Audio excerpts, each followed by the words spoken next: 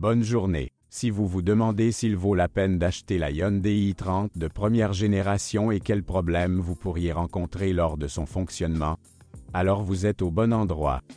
Ainsi, la berline coréenne n'est pas exempte d'autres problèmes liés à l'âge. Au fil des années, le pare-brise s'use et se couvre de nombreux petits éclats. Dans les véhicules à kilométrage élevé, les optiques avant sont usées presque jusqu'à un état mat. De plus, les phares de la Hyundai i30 sont sujets à la buée. Au kilométrage de 100 à 120 000 km, l'intérieur de la Hyundai i30 perd sensiblement son éclat d'origine. Le solide kilométrage de la voiture est attesté par le volant usé, la garniture légèrement fissurée du sélecteur de boîte de vitesse et la peinture argentée écaillée qui recouvre les rayons du volant et certains autres éléments intérieurs. Après un kilométrage de 70 000 à 80 000 km, les joints en caoutchouc perdent leur efficacité. Certains propriétaires préfèrent s'en accommoder, mais cela n'est guère justifié. Les nouveaux joints ne sont pas très chers. À mesure que le kilométrage augmente, les problèmes dits intérieurs deviennent de plus en plus fréquents. Le plastique autrefois silencieux du panneau avant commence à grincer de toutes les manières possibles. C'est pourquoi la Hyundai i30, déjà pas la plus silencieuse, est remplie de nombreux sons parasites. Mais si vous parvenez à supporter cela d'une manière ou d'une autre, alors avec un câble cassé allant à la serrure de la porte conducteur, cela ne sera plus possible. Pendant un certain temps, à cause de cela, les propriétaires de Hyundai i30 ont été obligés de débourser de l'argent pour une serrure complète. Maintenant, pour résoudre le problème, il suffit d'acheter un câble beaucoup moins cher. La fiabilité électrique de la berline coréenne est à un niveau moyen. Les contacts dans les connecteurs de câblage s'oxydent progressivement, après quoi les propriétaires commencent de temps en temps à rencontrer des problèmes dans les capteurs d'airbag et l'antidémarrage. Pour la même raison, après 6 à 7 ans de fonctionnement, la serrure électrique du coffre peut ne pas toujours fonctionner. Dans le même temps, les premiers pixels, cassés, apparaissent sur l'écran du système multimédia, qui ne font qu'augmenter au fil des années. Un nouvel écran coûte cher, donc la plupart des propriétaires acceptent simplement les défauts qui apparaissent. Le moteur électrique de l'essuie-glace arrière est également considéré comme un point relativement faible. Malheureusement, à cause de vis complètement rouillées, il n'est pas toujours possible de le démonter pour tenter de le redonner vie. L'artisan demandera à peu près le même montant pour les travaux de remplacement. Quant au boîtier de commande de climatisation, qui était souvent bizarre sur la Hyundai i30, ce problème n'est plus d'actualité actuellement. À une certaine époque, les revendeurs officiels de la société coréenne remplaçaient les unités sous garantie. Mais de plus en plus souvent, les propriétaires de Hyundai i30 sont confrontés à des combinés d'instruments scintillants. Fait intéressant, cela se produit après la coupure du contact, ce qui ne contribue en aucun cas à augmenter la durée de vie de la batterie. Les moteurs peuvent sans aucun doute être considérés comme le point fort de la berline coréenne. Parmi les groupes motopropulseurs à essence, celui de base est un moteur de 1,4 litres développant 105 chevaux. C'est suffisant pour une balade tranquille. Mais si quelqu'un, en achetant une Hyundai i30 avec le moteur le plus faible, espère économiser du carburant, il sera déçu. Il est peu probable que la consommation en mode de conduite urbaine descende en dessous de 9 à 10 L, 100 km. Les moteurs plus puissants, avec lesquels la Hyundai i30 roule de manière plus dynamique, auront à peu près le même appétit. Le moteur à essence de 1,6 litres, selon le degré de suralimentation, pourrait développer 115 ou 126 chevaux, et pour les amateurs de conduite active, la société coréenne proposait un moteur de 2,0 litres développant 143 chevaux. Deux moteurs diesel 1,6 litres, 90 ou 115 chevaux, et 2,0 litres, 140 chevaux, sont rarement présents sur les Hyundai i30 vendus dans notre pays. En Europe occidentale, la situation est complètement différente. Là-bas, La majeure partie des ventes provenaient des versions diesel. Tous les moteurs essence Hyundai i30 disposent d'un système de calage variable des soupapes. Quel que soit le volume et la puissance, tous les moteurs sont considérés comme fiables, grâce à quoi, avec un entretien opportun et compétent, ils peuvent parcourir au moins 300 000 km avant des réparations majeures. Le volume d'huile moteur dans les unités Hyundai i30 est relativement faible, de sorte que l'intervalle de vidange d'huile moteur standard de 10 000 km ne doit en aucun cas être dépassé. Économiser sur la lubrification réduira définitivement la durée de vie du groupe cylindre-piston. Au fil des années, vous devrez faire attention au niveau d'huile, car sur les voitures à kilométrage élevé, elle commence à couler progressivement par les coutures. Heureusement, les choses ne conduisent généralement pas à des fuites critiques. D'autres problèmes possibles sont également connus et attendus depuis longtemps. À 130 000–150 000 km, le moment est venu de remplacer les bobines d'allumage. Au moment où un véhicule parcourt 180 à 200 000 km, le démarreur épuise sa durée de vie.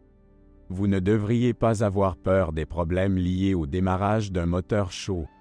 Après avoir remplacé un capteur de position de vilebrequin défectueux, tout revient généralement à la normale. Quant à la durée de vie de la chaîne de distribution, les avis divergent à ce sujet. Formellement, la chaîne devrait durer au moins 250 à 300 000 km. Et certains propriétaires ont réussi à parcourir des kilomètres similaires sans le remplacer. Mais le plus souvent, la chaîne devait être remplacée beaucoup plus tôt. Environ après un kilométrage de 120 à 150 000 km. En conduite active, la chaîne peut même s'étendre sur environ 100 000 km. Les Hyundai i30 diesel sont rares ici, mais elles surviennent périodiquement. Les deux unités utilisent un système d'injection Common Rail avec une maintenance pour laquelle il n'y a eu aucun problème depuis longtemps.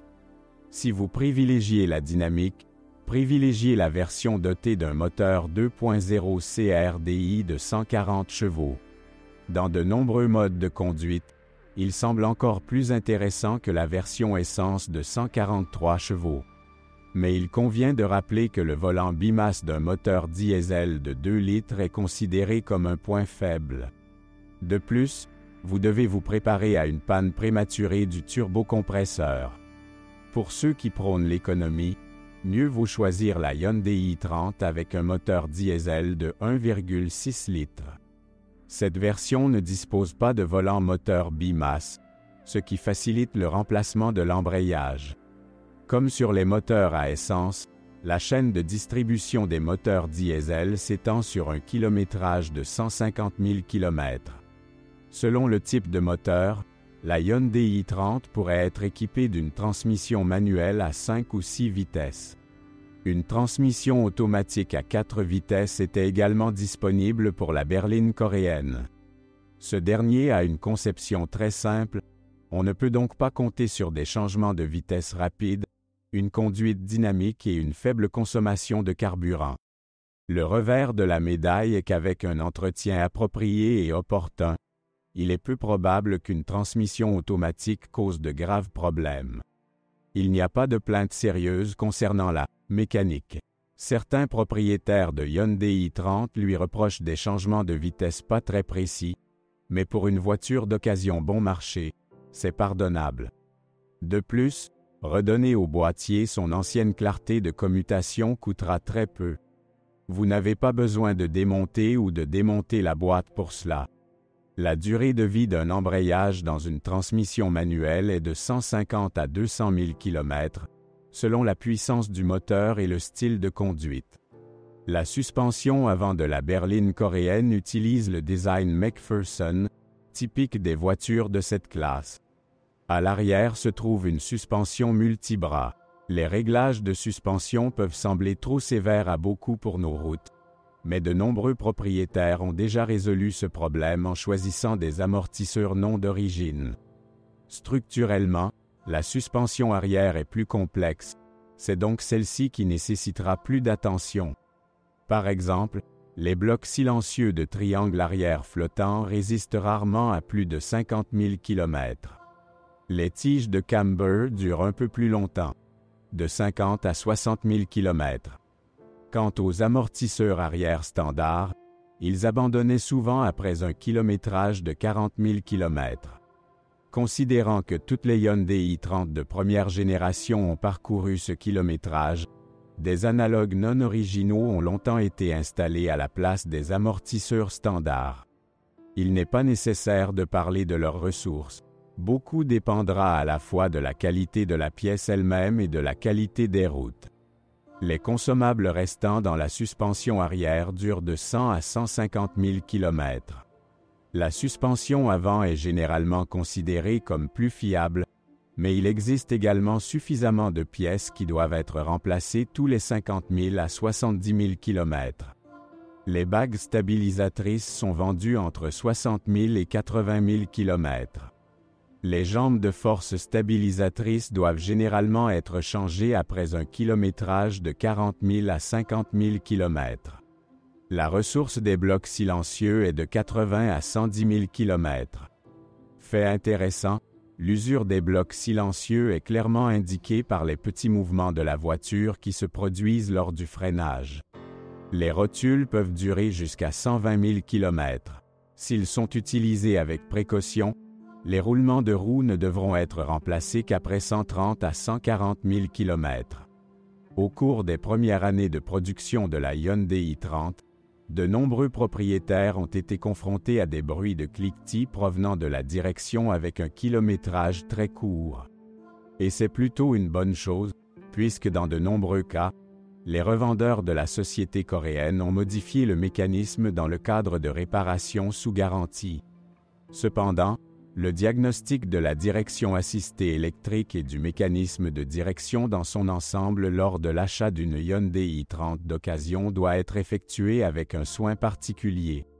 Des coûts sur un kilométrage de 150 à 200 000 km indiquent clairement une usure importante de la crémaillère de direction. La restauration du rack coûtera moins cher, mais étant donné le gain de prix peu important, cette opération n'est guère conseillée. De plus, le rack restauré durera au mieux 100 000 km. Il n'y a aucune plainte concernant le système de freinage. La durée de vie des disques et plaquettes de frein n'est pas différente de celle des voitures de la même classe d'autres constructeurs. Quant à la prévention du système de freinage, elle n'est ni compliquée ni peu coûteuse. Il suffit de lubrifier les guides d'étrier au moins une fois par saison. Il est difficilement possible de qualifier la Hyundai i30 de première génération de voiture idéale en termes de fiabilité. La berline coréenne a des faiblesses, mais comme ils sont tous étudiés depuis longtemps, il n'y a pas lieu de les craindre.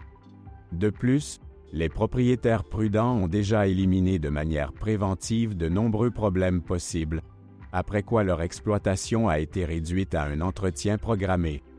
Bien sûr, vous ne pouvez pas oublier l'âge de la voiture elle-même lors de l'achat d'une Hyundai i30 d'occasion. Il convient de se préparer au fait que certains composants et assemblages initialement très fiables finiront par épuiser leur durée de vie. Mais il est peu probable que leur remplacement vide le budget familial. Si vous êtes propriétaire, assurez-vous de laisser un commentaire sur cette voiture. Votre avis aidera certainement les autres à choisir une voiture.